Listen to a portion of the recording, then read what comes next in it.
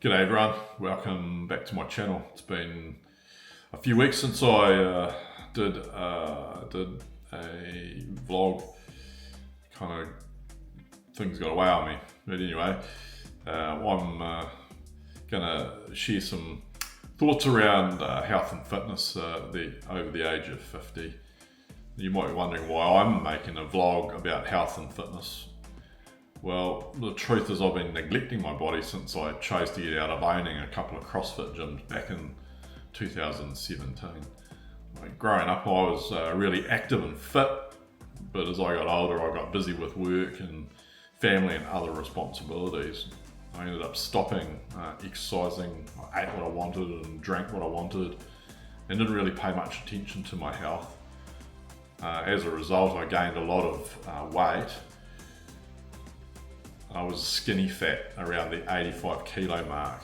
I lost a lot of muscle and I started to feel tired, sluggish and unhappy with a lot of shit going on in my life. The cubicle zombie had hit me hard.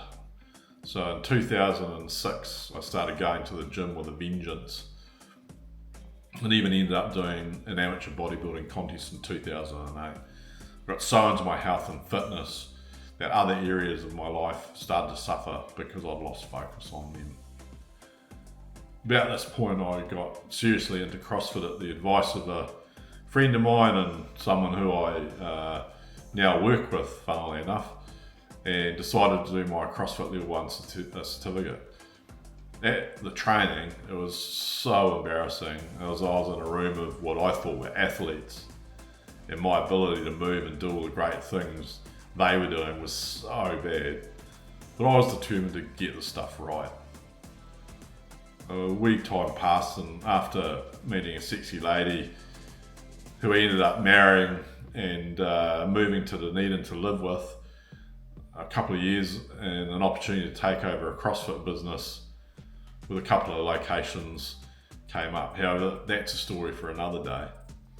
But I was so into CrossFit, and in 2012 I competed in the pinnacle event at the time for CrossFit New Zealand called Battle of the Fittest, put on by people who had become my friends through where I'd started my CrossFit journey at CrossFit Auckland.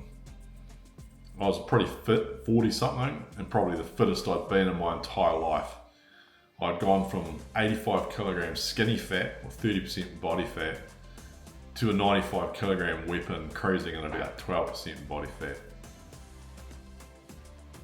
After a fascinating time of CrossFit gym ownership, I once again lost my way with my health and fitness. I was stressed, depressed, feeling like a failure and struggling to get through the day, even though it may not have appeared like it to anyone other than those that knew me well. A few years passed and November 2023 rolled around. Things at work were stressful and frenetic, and I woke up one day realising that it had been 6 years since we'd made the tough decision to end our involvement with CrossFit gym ownership. I'd let myself go. I'd hit 115 kilograms. I was drinking more than I should have been, struggled to have fun when out riding my motorcycles, and my relationships were paying the price. I didn't give a shit what I ate, and I was also trying to recover from hip replacement surgery in August 2023. Essentially, I didn't like, let alone love, the man I was seeing in the mirror each morning. I knew I was more than what I was seeing, and to be better for everyone else around me, I had to start giving a shit about myself again. And then early in December 2023, our 9-year-old dog WoD passed away suddenly, and life was feeling pretty shit for sure. Our shadow had left Leslie, my wife, and I with a huge hole. At that time, I made the decision to do something about my health and fitness, and having Murph pass was the catalyst that spurred me into action. However, it still took a few more weeks for me to pull my finger out of my ass. December, Christmas period 2023 had to be it, and there isn't to be any looking back. You can't live life to any level of enjoyment if you're letting the life slip away from you mentally, physically and spiritually, so to speak. Daz's road back won't be a crazy one trying to compete at CrossFit or doing a Tough Mudders out of the gate. It will be measured and focused on the things I know I need to be back in balance: fitness, nutrition, and lifestyle. The goals I've got in helping me get my mojo back is I realise I'm not getting any younger and I need to take care of myself if I want to enjoy life and be there for my loved ones. So I made the commitment to get healthy and fit again. I started to do a little bit of research, the best ways to exercise and eat, given I'm sort of 12 years past where I was really kicking ass and taking names. I already had a great base of knowledge to do the right thing. I just need to recalibrate myself here. And as part of that, I decided to document my journey and share it with you, in the hope that by watching my blog, you will get inspired, motivated, and educated on how to get fit and healthy in your 50s. Before I started my fitness journey, I set myself some goals. I think it's important to have clear and realistic goals because they help you stay focused, they track your progress, and they celebrate your achievements. So with that said, my goals are lose 20 kilograms of fat and gain 5 kilograms of muscle in the doing so. That should get me back to about the 95 kilogram mark. Improve my cardiovascular health. My watch keeps telling me it's shit. Lower my blood pressure and cholesterol. Those are things that exercise can't do, but good nutrition can, although the exercise will help with the blood pressure. Reduce my chronic diseases risk, enhance my mood and energy levels, and man, I can tell you the fundamental difference that's taken hold there. Boost my confidence and self-esteem again. Get my belief back in myself. These are my goals, but you might have different ones. That's okay. The important thing is to have goals that are specific, measurable, attainable, relevant, and time-bound. We've all heard the SMART acronym. So keeping it simple with those things will help you succeed in your fitness journey. So my plan in relation to achieving those goals is made up of 3 main components related to exercise, nutrition, and lifestyle. So I'll go into a little explanation around how I'm leaning into each of those elements. Firstly, exercise is essential for getting fit and healthy at any age. Actually, and I'd argue fit and healthy are the same thing. You can't be fit and unhealthy, and you can't be healthy and unfit. It's just an oxymoron. But especially north of the age of 50. As we age, we lose muscle mass, bone density, and flexibility. So it's really important. Muscle mass will give you longevity in life, and there ain't no fucking pill for that. You just got to move weight and do strength-based exercise. We also become more prone to injuries. God, I can tell you that much. Pains and aches. That's why we need to exercise regularly and properly. Because exercise helps us burn calories and fat, build and maintain muscle and strength, hugely important.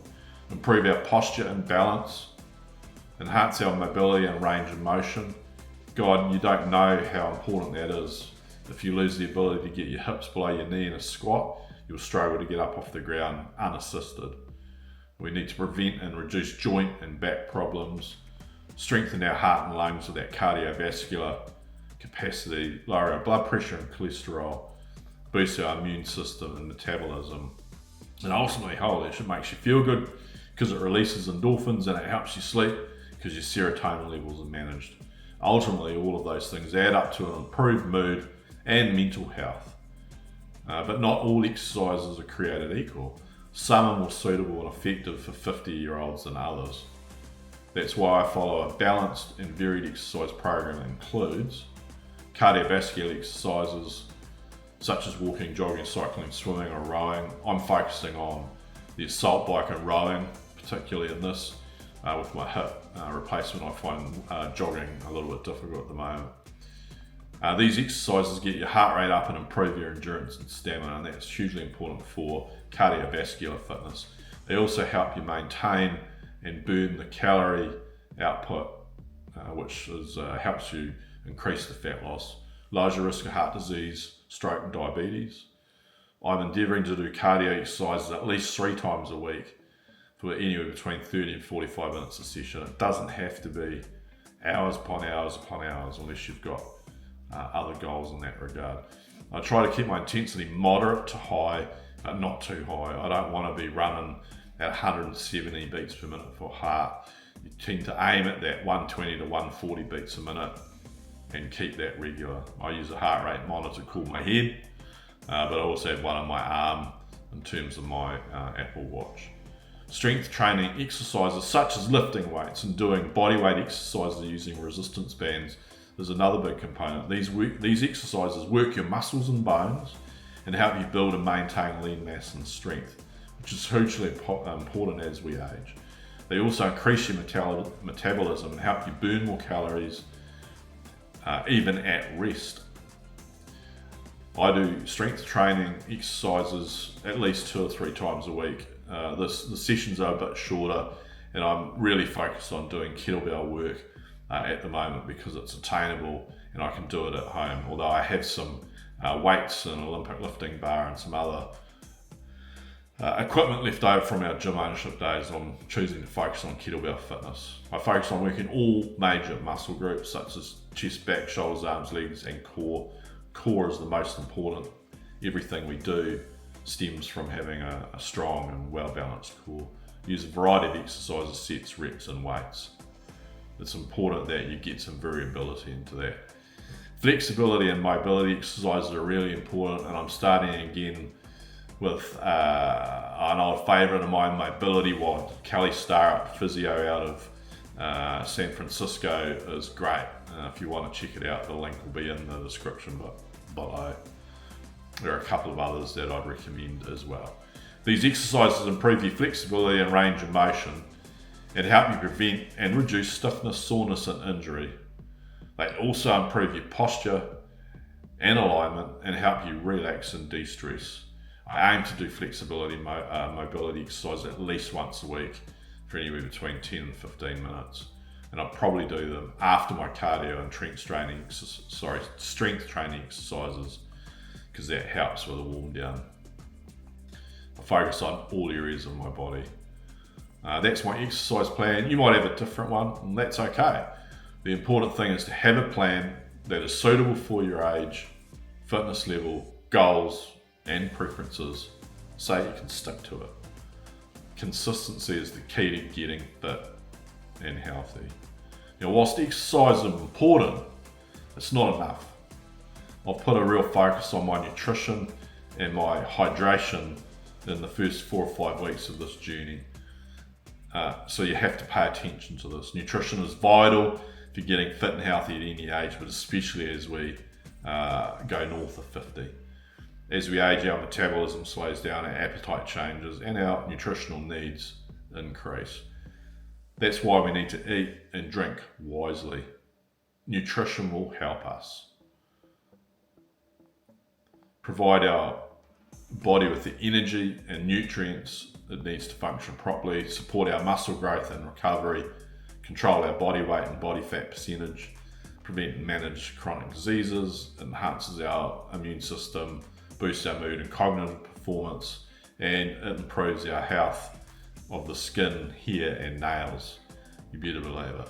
Look, ultimately I prefer a paleo approach to nutrition which focuses on whole, unprocessed foods that are similar to what our ancestors ate. This includes protein such as grass-fed meat, lucky I work for Soil Firm Farms, wild-caught fish and free-range eggs, vegetables such as leafy greens, root vegetables and cruciferous vegetables like broccoli, cauliflower, fruits such as berries, citrus and melons. However, they tend to limit these because the sugar content is high, even in naturally healthy fruits. Healthy fats such as olive oil, coconut and avocado along with nuts. And a big focus on drinking water, herbal tea. I still have black coffee in my day. This approach to nutrition is in line with what CrossFit teaches and what I've learned, which is to eat meat, vegetables, nuts and seeds, some fruit, little starch and no sugar. By following a paleo approach to nutrition, you can fuel your body with the nutrients it needs to perform at its best. Look, I also temper this a little bit with the nutrition qualification I got via Precision Nutrition during my gym ownership years. That's how I plan to fuel my body for my health and fitness journey. You may have a different one and that's okay. The important thing, once again, like exercise, is to have a plan that's suitable for your age, fitness level, goals and preferences, and being able to stick to it. Next key is around lifestyle. So whilst exercise and nutrition is important, they're not enough alone. You'll also need to pay attention to how you live and behave. These are spiritual aspects. But lifestyle is crucial for getting fit and healthy at any age. But boy, am I realizing it past 50. As we age, our lifestyle habits can have a significant impact on our physical and mental well-being. And that's why we need to live and behave wisely. Lifestyle will help us reduce our stress and anxiety levels. Let's face it, doing exercise is actually a stressor. So having other options to de-stress is really important. I can't emphasize this point enough, but sleep quality and quantity is like, if you can get that nailed, it's almost the panacea.